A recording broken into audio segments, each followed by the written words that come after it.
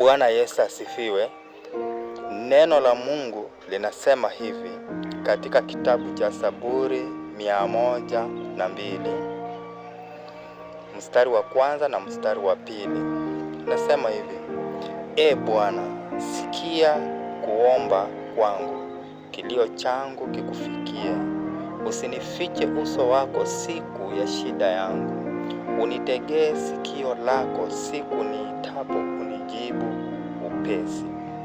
Huyu alikuwa Daudi aliyekuwa mfalme wa Israeli.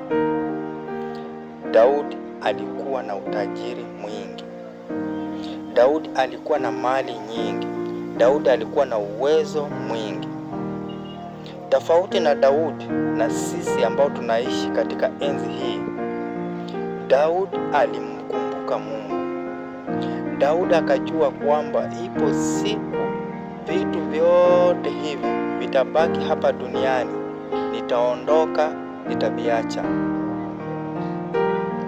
Lakini wengi wetu wa leo tunaangalia mali, hatumpi Mungu nafasi katika maisha yetu. Daudi anaangalia mwisho wake. Ndugu yangu, dada yangu, katika mali zako, katika maisha yako ya hapa duniani, na kuomba umkumbuke Mungu katika njia zako, ili umalize na Mungu kuliko kumaliza wewe peke yako na ukaishia kwenda jehanamu. Mungu akubariki. Ni ukumbusho wa neno.